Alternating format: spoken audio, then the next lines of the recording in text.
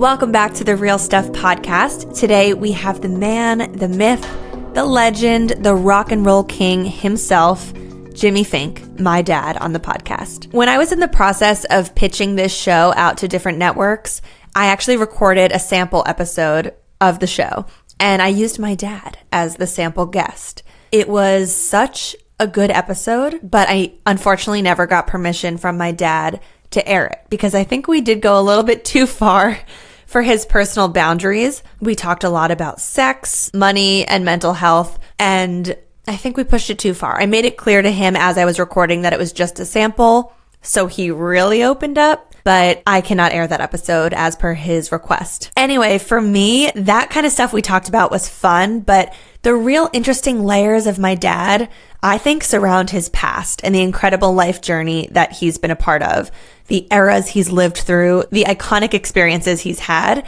and just who he is as a human. So for those of you who don't know anything about my dad, just a little setup, although you will hear all about his career. He's been working in radio broadcasting for over 5 decades. He is a radio DJ, which doesn't actually mean that he's a modern day DJ, mixing music and spinning tracks.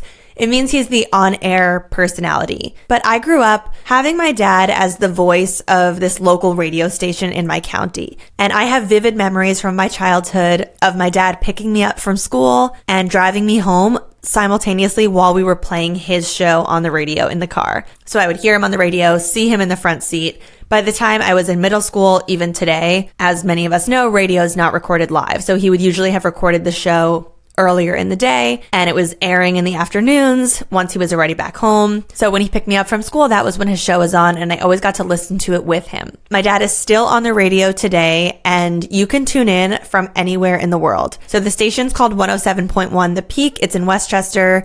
You can listen around the New York tri-state area, but if you want to listen online, no matter where you are in the world, you can go to 1071thepeak.com. That's Peak, P-E-A-K. And you just press the little play button at the top and you can stream it live. He is a DJ on every Monday to Friday from 3 to 7 p.m. Eastern Standard Time. So tune in and hear him, and it'll be a lot of fun. In today's interview, you're going to hear some amazing stories from his past, from Woodstock to Studio 54 to the disco era. So many things I did not know about him. There's also a very touching moment that we share at the end of the interview. And ultimately, I'm really just grateful to have had the chance to sit down and have this type of conversation with my dad. And I'm so glad it was recorded and that I will have it forever. The fact that I can play this back to my children one day once they've grown brings me a lot of joy. You will also hear reference to how many times we attempted to do the recording, because I kid you not, I tried to do it like 10 times before it actually worked. For some reason, he kept getting kicked out of the recording software we use. And then we tried to do it live in person and the audio was bad. So we finally nailed it and figured it out. I wanted to try this fun new thing where I read out loud a review of the day, because the show's been getting some amazing reviews on Apple Podcasts and on Spotify. I'm so grateful for the written reviews that you're leaving. And this one really hit me. This one's from Andrea XO. I'm already loving this podcast and the intention behind it. Lucie's authentic curiosity comes through so strongly, and her transparent and reflective style feels safe and true. I love that there are solo episodes to continue hearing her exceptional storytelling, but also guest episodes where we can be exposed to other people's stories and perspectives. Unscripted and innovative. I'm looking forward to more. Thank you, Andrea. I'm also looking forward to more. And what you wrote in that review is just exactly the space that I'm trying to create on this show. A safe space that's authentic and true, place where you can really hear other people's perspectives in an unscripted and raw way. So if you're liking the show and you leave it a 5-star rating and a written review on Apple, please take a screenshot of it, send it to me over Instagram DM, and I will reply with a personalized voice note thanking you. I am also going to be reading through all of these reviews, and I plan to read a review of the day in every episode. Thank you again for being here, and now it's time. Let's do it. Let's get into today's interview with my dad, Jimmy. Hi, Dad. Hi. Hello, miss. What number podcast attempt is this for us? This is take 12. We have had so many technical difficulties. So we're trying this again. Welcome to the show. I'm so excited to have you here. You're the first Fink family member to come on. I wonder what others will be brave enough to sit on the mic. We'll have to see. Probably the brother. Probably the brother. I think I could convince Allie. Mom is out. She will not come on. She's out. Well, here's the thing about you, Dad. I grew up feeling like you had this whole different crazy life before you had kids, because I heard stories about the radio. I heard stories about Woodstock and your hippie life. But I don't know. I feel like I know who you are today, but do I really know who you were? Well, we were married for 16 years before we had kids, so there was a lot of fooling around, shall we say, a lot of traveling and a lot of partying and stuff like that before we had kids. You were the type of parents who, or I don't know about Mom, maybe Mom was always the way she is, but you, I believe, are the type of dad who was a certain way, and then the moment you had children, your life made a 180 and you became That's true. Jimmy 2.0. That's true. Very true. Mom is straight as an arrow, always was.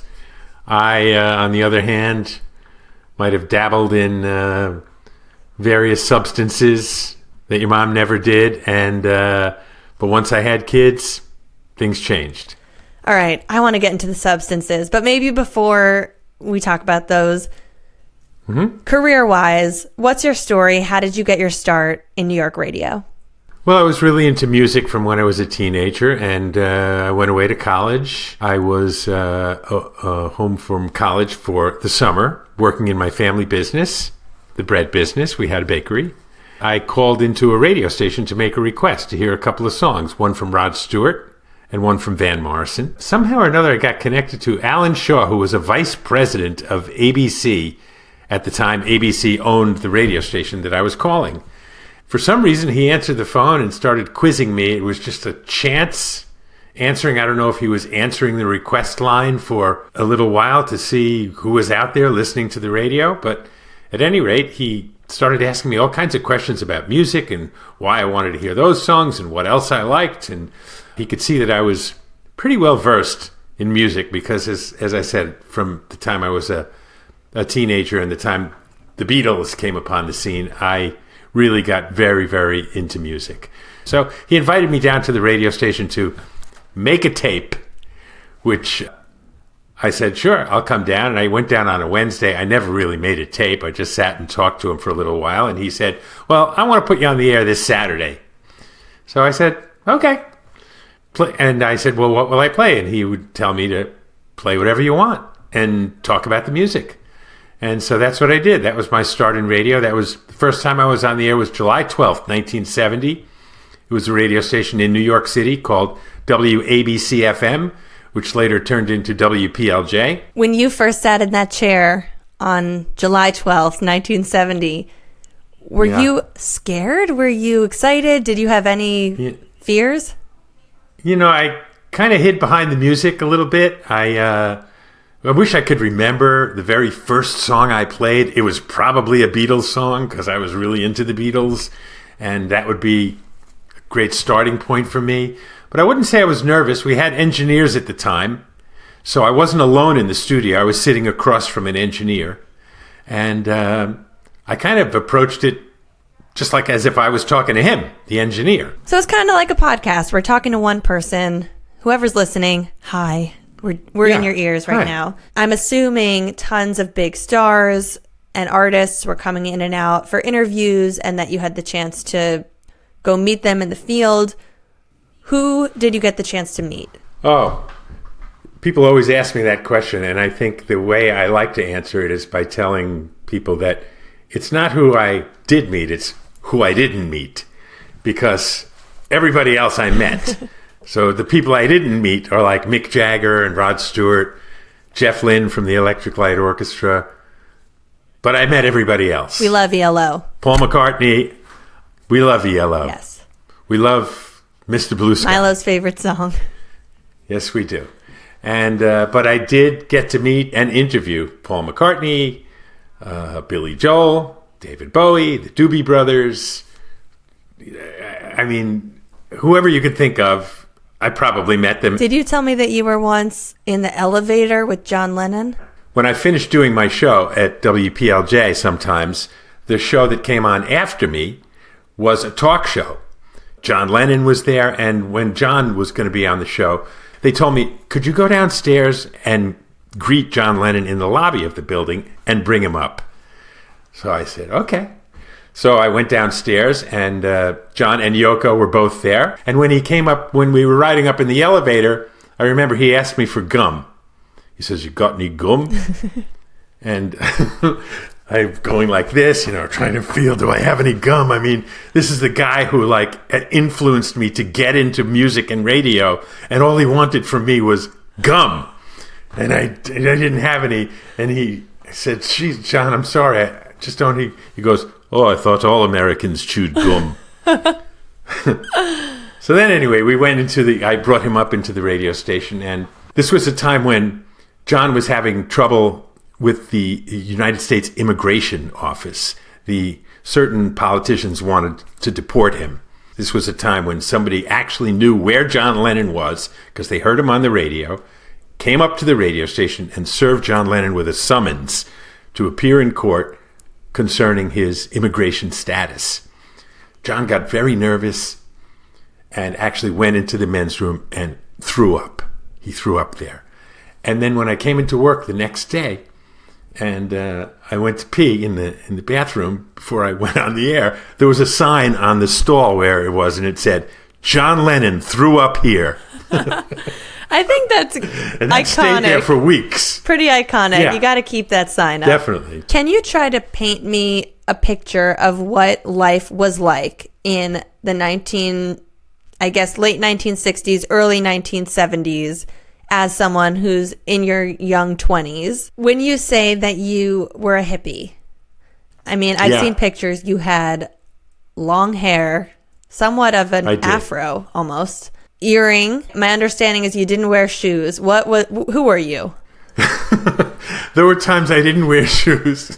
I went over to your mom's house one day when we were dating, and I came with no shoes, and your grandfather, who you never met, unfortunately, later I found out, he said to your mom, he came over with no shoes?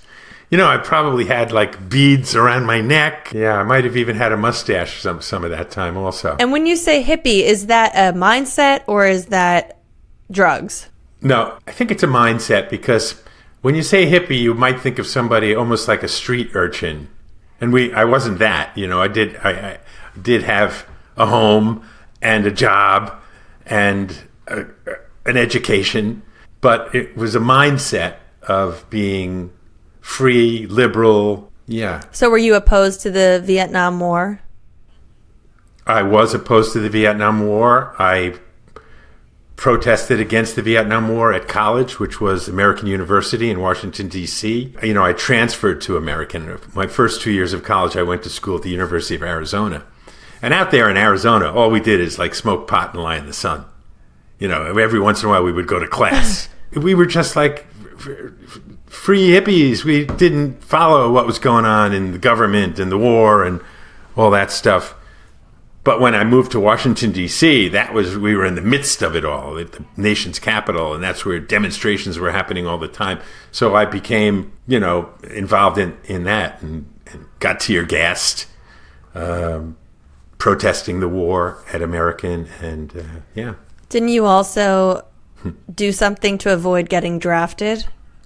I didn't do something to avoid getting drafted. I had a college deferment. They had a lottery. I had to get a low number in the lottery, and I just never was called for a physical. But there was a guy, this was in Arizona, who was a college friend of mine, and he got called for a physical and didn't want to go and was afraid of it and everything. And so he asked me if I would... He asked me if we had trunks, that we packed all of our clothes in when we went to a distant place for college, and packed all of our belongings in a trunk. He asked me if I would drop a trunk on his hand to break his hand, so that when he went to the physical, they would send him away, because he had a broken hand. So, I did. What did What do happened? What, did you hear the bones snap? The trunk was heavy as hell. He put his hand on the table. I lifted it up and boom! Yeah. Did he yell? Did he scream? Did his hand look crazy? He went, ah! He says, it didn't bleed or anything, but I think I did maybe break a few bones in his hand.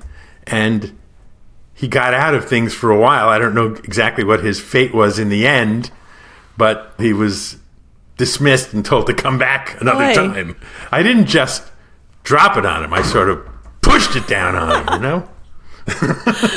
All right. Thank you for the demo. Yeah. Those years of being in college and then in New York City, hippie life, hippie living, what types of drugs are we talking about? Well, there was a lot of marijuana. There was a lot of hash. Hash is like the resin of the marijuana plant, and it becomes very kind of sticky stuff. There was mescaline and acid. Some people did mushrooms.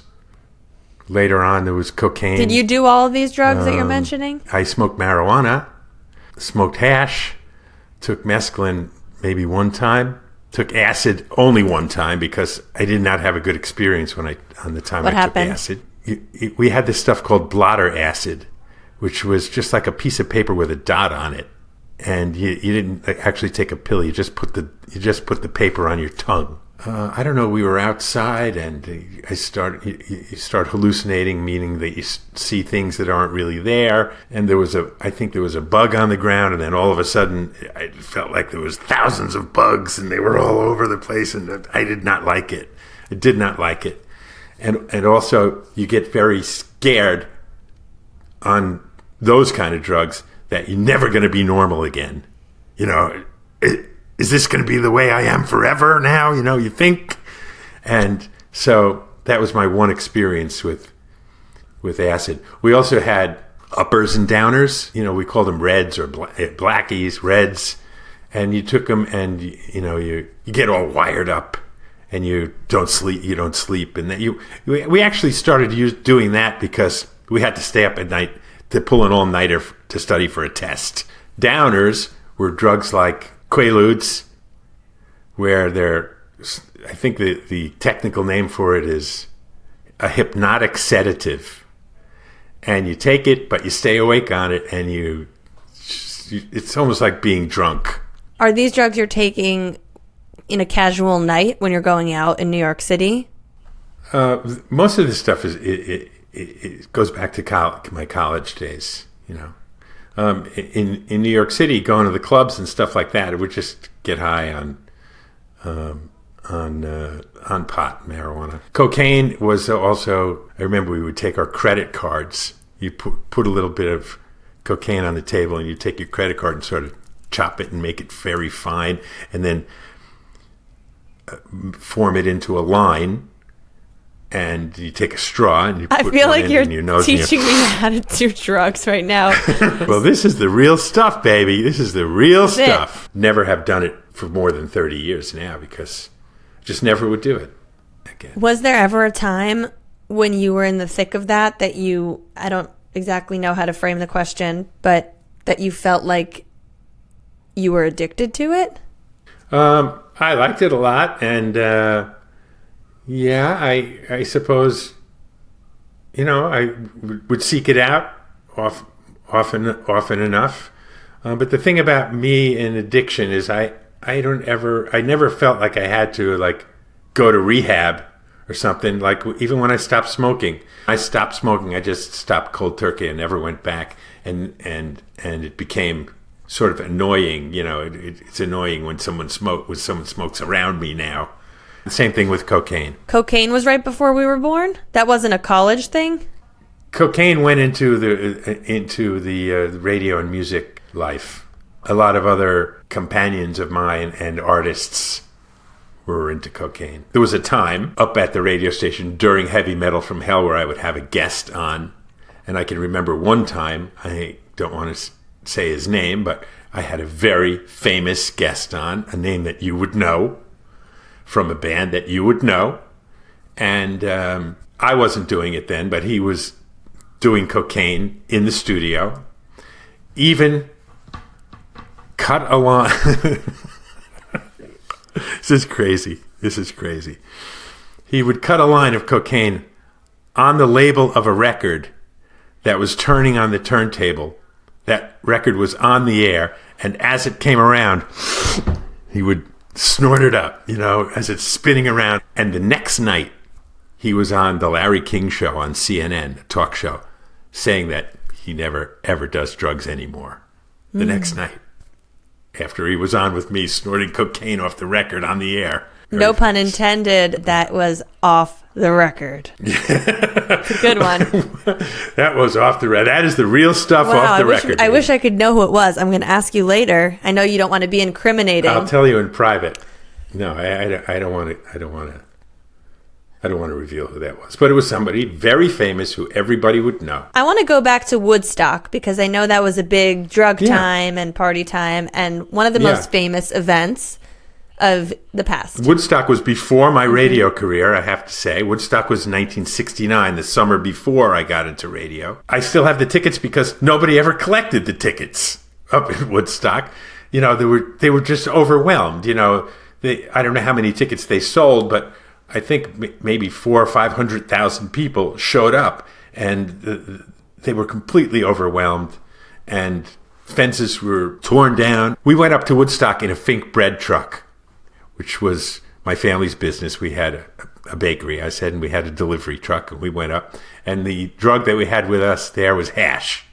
We had hash, and I remember there was like a hole in the floor of the truck right near the driver's seat that we knew if we got stopped by the cops, we could throw the hash down. It just went out to the street? And ditch it down into the street. Yeah, there was a hole in the floor that went down straight down into the street. You had your escape plan ready. So we never got stopped by the cops, though. We never did. So what happened at Woodstock? You pull up in the truck. Well, I told you we went up with about 3 or 4 guys, all high school friends, and one girl whose name was Susan Tipograph. She asked if she could come up with us. So she parked her car in front of my friend's house and came up to Woodstock with us in the truck.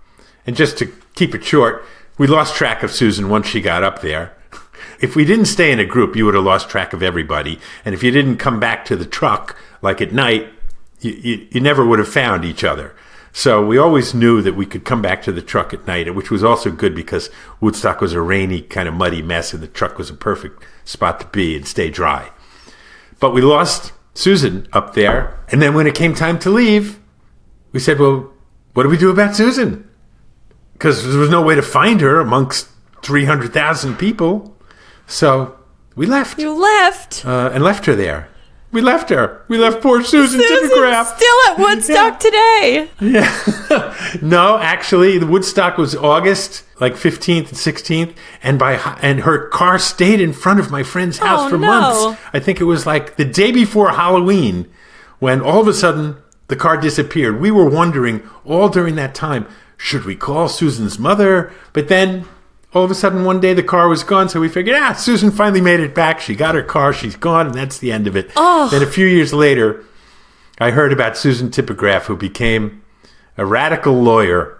She was a lawyer who was defending some of these radical groups that were opposed to the war and also part of the early Black Power movement, like the Black Panthers.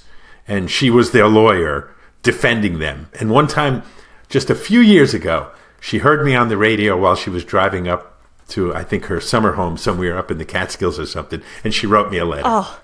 And that was Susan. Susan, if you're listening, I'm so sorry my dad abandoned you, and I'd love to get you on the show to hear your side of the story of coming back to where the truck was parked and finding that they ditched you in Woodstock, New York, in the pouring rain and sludge. That's a good Woodstock story. But everything is pretty much documented in the Woodstock movie, where you can hear the announcer, whose name is Chipmunk.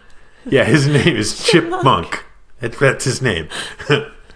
And but he's making the stage announcements, and he's telling people, don't eat the brown acid. You know, the brown acid was bad. It was tainted. People were having bad trips. So he was warning people to stay away from the brown acid. At Woodstock, we basically went for the music. Santana and The Who, Grateful Dead, Jimi Hendrix was the last person to play. John Sebastian from the Lovin' Spoonful, Richie Havens, just so many great acts and artists. They're all documented in the Woodstock movie. And there's a moment in the Woodstock movie when they sort of pan down with the camera through the audience where they're passing a bottle of water down the row, and the bottle passes over me. So for a fraction of a second, I'm in it. I'm there. Nice. I am. At Woodstock I've heard rumors that it was just this one big giant orgy.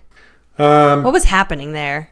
I don't know. Like I say, we went up there for the music. I mean, it was hot. It was steamy. Some people had their clothes off. Yeah, and it was muddy and people were in the mud. And it was kind of gross. There was some sex going on up there. We didn't have it. I was just with a bunch of guys. So there was no... But were people having sex in public? I didn't see it. Maybe in the Woodstock movie, there's sort of some innuendo about that. And there's certainly some topless girls and stuff like that. But I didn't see it. Right. During that summer, my friend Kenny was working at the New York Times. And a couple of weeks after Woodstock, the people at the Times knew that Kenny went there and said, Kenny, can you get a couple of people that you went with or people that you knew to come down to the New York Times and sit down and have a roundtable discussion about Woodstock? And so if you go back in the New York Times archives back in late August or maybe early September, they had an extensive article about Woodstock from the standpoint of the people who attended the festival, and I was one of them. The interviews that they did at the roundtable discussion were in the New York Times. And can I go downstairs for 1 second and get it so I can be exact? Pause for 1 second. Be right back. Guys, while he's gone, how cute is he? If you're not watching on YouTube, you gotta watch. He's back. The date of the article is August 25th. 1969. So the New York Times used to have this feature that was called the quotation of the day. It was always on the front page of the New York Times. And usually it was, I don't know, some famous politician or scientist or something. On this particular date, August 25th, 1969, they happened to use an excerpt from the conversation that we had at that roundtable discussion, me, as the quotation of the day. What did you say? What is this quote? Attributed to Jimmy, a college student discussing the Woodstock Music and Art Fair. And the quote is, this is sick, really sick. The quote is, most of the people up there, almost everyone, wow, That's the whole quote? That was the quotation of the day. Let me say it again. Most of the people up there, almost everyone. Wow, I wonder what you were going to say. Almost everyone what? I need to know. Maybe they wanted to emphasize the fact that some stoned out college kid couldn't put a sentence together and decided to use that as the quotation of the day. Oh, that is rich. That is rich. It's embarrassing in a way. It's a sign. It's embarrassing, it's a sign period. of the times. If nothing else, it's authentic. Yes. I want to go back to your time in the New York radio scene because I know you worked at a few stations and you worked with some big personas. So what were some of your roles? For the first 7 years when I was in radio, I was basically a weekend fill-in guy. And so I did all those different radio shifts during the course of those first 7 years. Then in 1978, I did the morning show for about 2.5 years at WPLJ in New York. And like I say, I wound up working there for 13 years. So by 1983, my time at PLJ was coming to an end because they were changing formats. They would stop playing the classic rock that I came there for and started playing more pop music that I wasn't really into and none of the disc jockeys were into. And most of us lost our jobs. But because PLJ was owned by ABC, I was also working for the ABC radio network. So I did a couple of different shows for them including one called Rolling Stone Magazine's Continuous History of Rock and Roll. It was a nationally syndicated show on about 150 stations across America and also on Armed Forces Radio, so it was kind of worldwide. And also worked at WNBC in New York, which is where Howard Stern was at one time. And then in Live Aid weekend, July 12th, once again, the same date as I originally got my first job, July 12th, 1970. On July 12th, 1985, it was Live Aid weekend. That was a big benefit concert with Queen and Paul McCartney and The Who and just a ton of artists. I have seen the We Are the World. We Are the World, Live Aid weekend. And that's when K-Rock signed on the air. And the program director of K-Rock said, hey, we're starting a new radio station. You want to be on it? And I said, sure. And wound up working there for another 10 or 12 years. After a couple of years at K-Rock, Howard Stern came over from WNBC. Is that how they say it on the air there? That's how they would say it. Anyway, Howard came over and started doing the morning show, and I would do the midday show. So Howard's show was really supposed to be on from 6 to 10 in the morning, and I would come on and be working from 10 to 2. The thing about Howard is he never got off the air at 10 o'clock. He just would keep going, maybe sometimes until 11 or even after 11. But since my show started at 10, I walked in the Howard Stern studio at 10 o'clock every morning, and as a result, became part of the Howard Stern show for a few years. And that was a great, great experience, because Howard was very different and also changed the way I was on the radio. In what way? I don't know.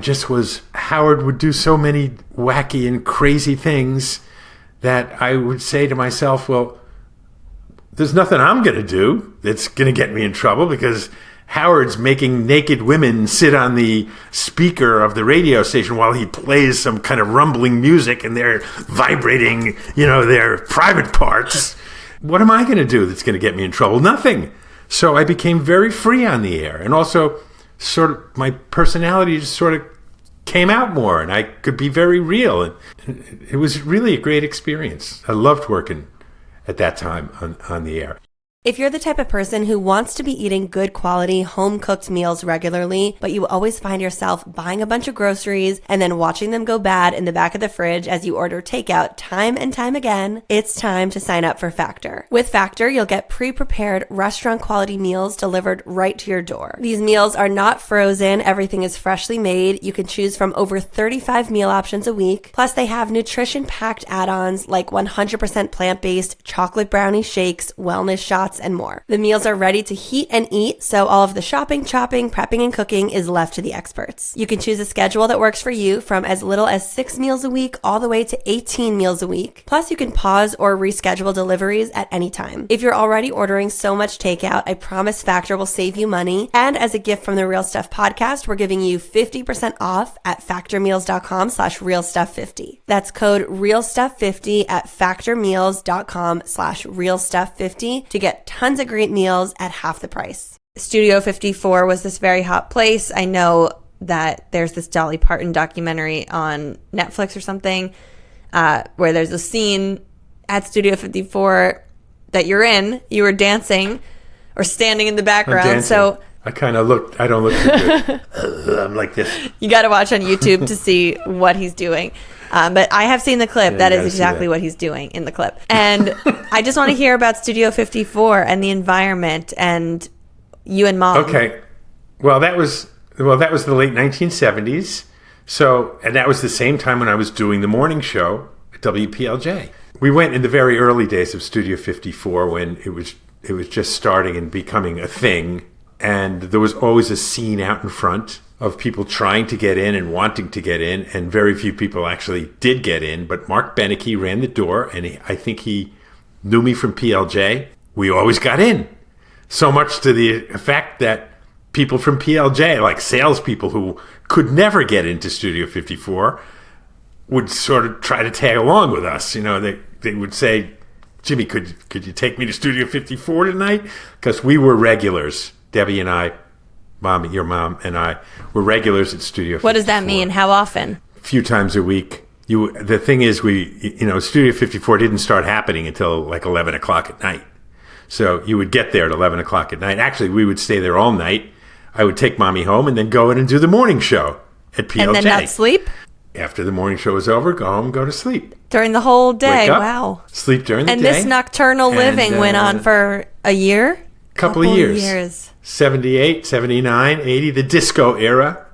And Mommy, and the thing is, I was on a rock station, and there was a big disco blowback. People would say, disco sucks.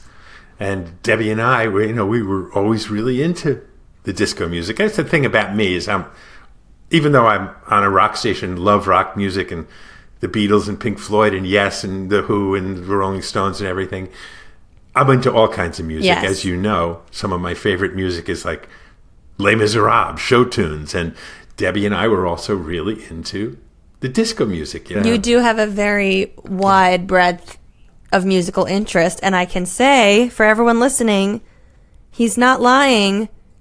He is a Swiftie.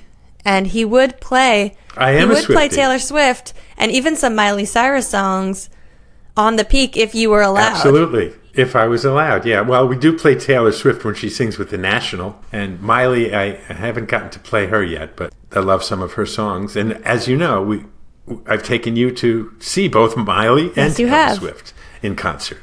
I've wanted to know what it felt like to be in the midst of such a big media transition as you went literally from the 70s to the 80s, 90s, 2000s, and now the 2020s, still working in radio. I know you did take a little brief break in the middle and got back in 2004, but there's just been so much change. And obviously with the whole rise of technology and media and social media and video and just whatever's happening today, I feel like radio back in the day was really at its prime, and you've sort of watched it, and you've watched it die, and you've seen it through its death, but it's like hanging on by a loose tooth thread. So how does it feel to be in it, and what has changed? I always tell people that, that between YouTube and Spotify and there's so many different, ways, Pandora, to listen to music, the fact that you have chosen to listen to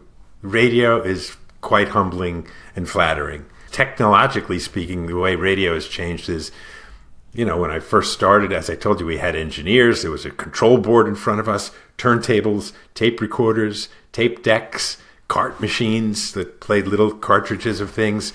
So much so that when I went back to my college radio station a few years ago, I was totally shocked to see that what used to be a radio studio with all of those things in it turned out to be just like a small room with a computer. And that was it. That was the radio station. I do my show from home. All of the music is on the hard drive. I never play a CD or a record or a tape. My biggest tool is a mouse. To whatever level you're comfortable, can you share how it's changed monetarily? Well, the radio business is surely struggling. WPLJ, which was probably worth maybe $50 million at one time, was probably sold for under $20 million and sold to a religious broadcaster who's basically, preaching the ways of the Lord. Unless you're a big star like Howard Stern or, like a Rush Limbaugh, somebody who's on nationally, unless you're a big giant radio star, which there are very few left anymore, there's not a lot of money in it. There's not a lot of money being a broadcaster. Luckily, I was in a union, AFTRA. There was AFTRA minimums, and the salary was pretty good at that time. I mean, even when I first did my job in radio, that was in 1970, and I was making $10 an hour. That was a lot. To make $10 an hour, that was a lot in 1970.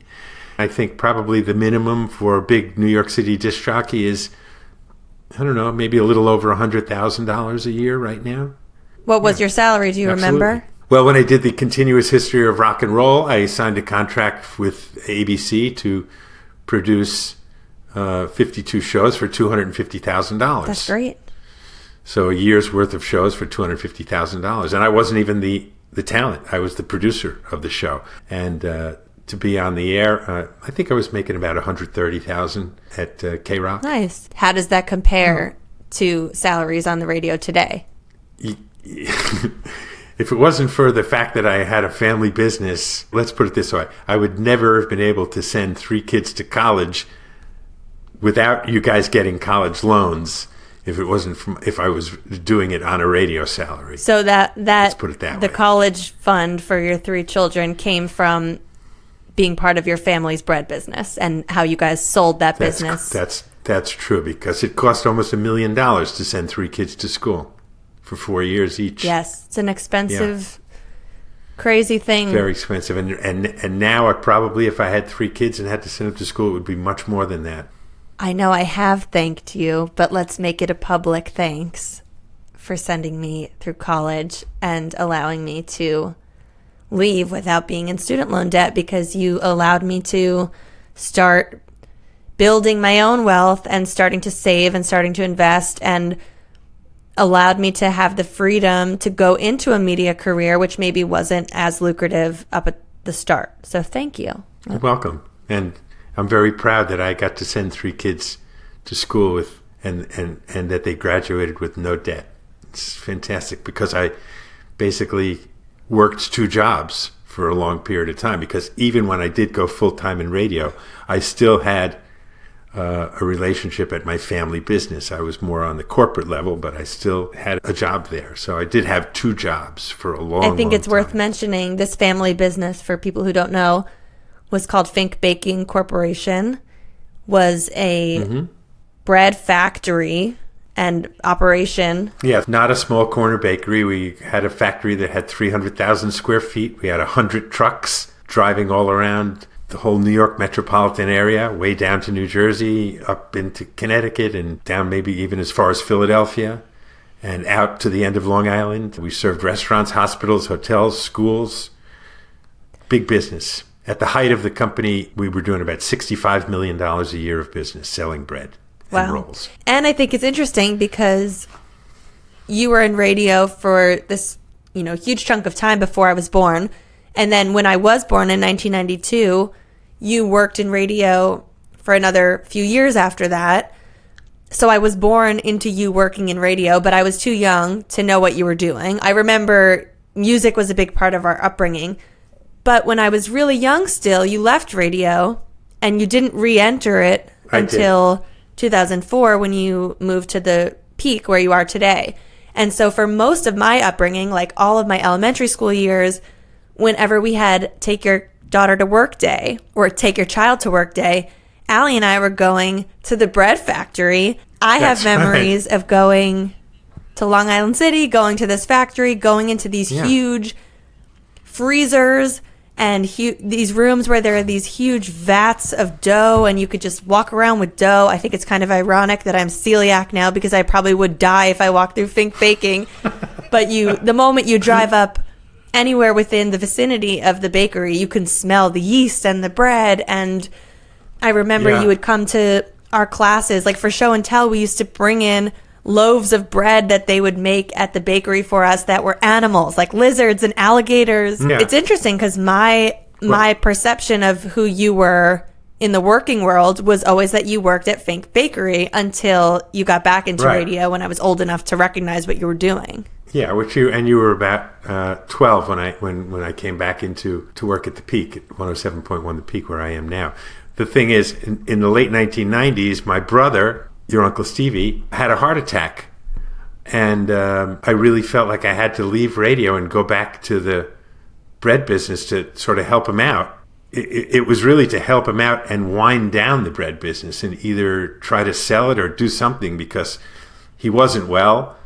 I wasn't really happy being in the bread business because music was my thing. So I was there basically, and we wound down. And then in the year 2000, we finally sold the bread business to someone. Unfortunately, the bread business, which by the way had been in existence since 1888, over 100 years, but the person we sold it to only lasted in business for 18 months. But my brother and I, when we sold the business, we only sold the business itself. We did not sell the property in Long Island City that the business sat on. And that was it's a valuable asset, because the land in Long Island City is worth considerable amount.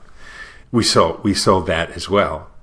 And that's when I got back into radio. How much did that building sell for? I don't know if I ever knew that. I think it sold. Well, there were other people involved in the company besides me and my brother, but I think it sold for around. It was probably around $6 million dollars. If people follow me on TikTok, they've maybe seen your epic vinyl collection that spans 5 or 6 floor-to-ceiling closets and is in alphabetical order. Tell us about the vinyl. The vinyl goes from ABBA to ZZ Top, and in the middle are like just about every band that you could think of. Mostly, I would say it's a rock collection. Recently, your mom and I have decided to move, so I boxed up the rock records, and there are 40 boxes.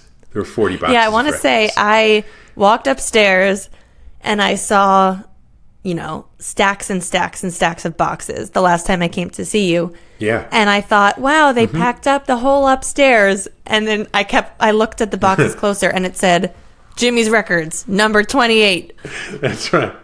There are 40 boxes of records. We sort of touched on it a tiny bit, but you really made a 180 after you had kids. As you said, you dropped your smoking, you stopped doing cocaine, you stopped the partying, and you, as you said, you waited 16 years before you had kids in the time when you were married to mom. What was going through your head when you made these changes? Were you like, I'm finally ready to be here in my life and I'm so done with all of that? Or were you like, I just need to be responsible now because I'm a dad? Yeah, a lot of the attitude of been there, done that. You can't go on like that, because I also came to the realization that some of these drugs, like especially cocaine, it's a really terrible drug. And, if you do it long enough, you're eventually going to die. Not that I didn't have anything to live for before I had kids. Certainly had a lot to live for. But I was finished with the wild and craziness of my youth, I guess you might say. All right. And now, today, here we are. Yes. Here we are where marijuana has become legal. It's pretty unbelievable that as I'm turning, 75 years old, there are stores popping up selling stuff that we, had to hide and run around to find somebody to buy it from, back in the 60s, and were worried about getting busted. And now you just go into the store to buy it. Have you been doing that lately? No, I haven't, because I don't want to smoke ever again. Even marijuana, I don't want to smoke. I could say that I've done some edibles, but I'm certainly not doing it regularly at any time. Maybe if I'm going to a concert, I might do it, something like that. But generally speaking, I don't do it a lot. And how has it felt to have a daughter who has followed pretty closely in your footsteps? Well, thankfully, you didn't follow in my footsteps as far as my drug past is concerned. That is true. None of my daughters have. Yeah. Well, I always say now, that since you have like these 500,000 TikTok followers and more than 500,000 subscribers on YouTube, that now when I go on stage to introduce a band, instead of saying, "Hey, I'm Jimmy Fink from 107.1 The Peak," I just would go on and say, "Hey, I'm Jimmy Fink, Lucie Fink's dad." You do not do that. You have had some people stop you in a grocery store or somewhere and say that they've seen you on my pages. Yes, of course. Anything else you want to share? Anything you want to ask me? Just that I think you've come up with just a beautiful child. Aww. Milo is just so special. He's so great. I love spending time with him. Love turning him on to music. Yeah, he loves music. Yesterday you sent me a video where he basically sang the Yellow Submarine song from beginning to end, not just like the one line of it, And also, my Spotify Wrapped last year, at the end of the year, they tell you what the things you listened to the most were. And, well, the thing I listened to most last year was Yellow Submarine, because I'm playing it for Milo all the time when he gets in the car. Yeah. And also Mr. Blue Sky. Yep. And I have to say that your brother is basically like one of the chief people behind Spotify Wrapped, because he works for Spotify. Yep. You had Yeah. 2 out of your 3 kids take somewhat of a similar path to you. I mean, Robbie is in a band, so he has the musical element of him, and he's obviously a guitar player and a singer, and he now works at Spotify. His band song is the theme song of this show. Thank you, East Love. Nice. Rolling Stone. And then you have me, who I'm not a radio host, but I'm almost the modern You're a media day personality. media radio version, especially now with the podcast, being on a microphone and being in a studio like you were. And then you have Allie, who works in finance. So you got 2 out of 3 kids who have your media gene in some way. And I'm extremely proud of that. Extremely proud Thank of you you. for everything that you've done. Thanks. It's true. Well, I'm so lucky to be your daughter. I think you know, I've told you many times that I think you're really cool. It's not the tattoos. It's not the bare feet. It's not the afros. Your earring. It's the essence of what a loving, amazing, present father you've been to all 3 of us. And we love you.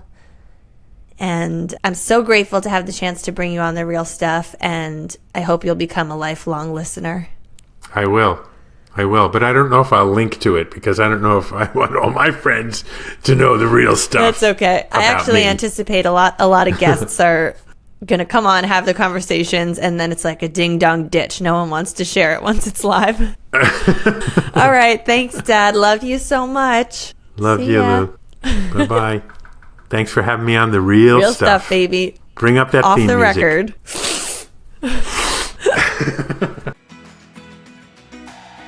Thank you so much for tuning in to The Real Stuff. I'm Lucie Fink. Don't forget to follow the show on social media at The Real Stuff Pod.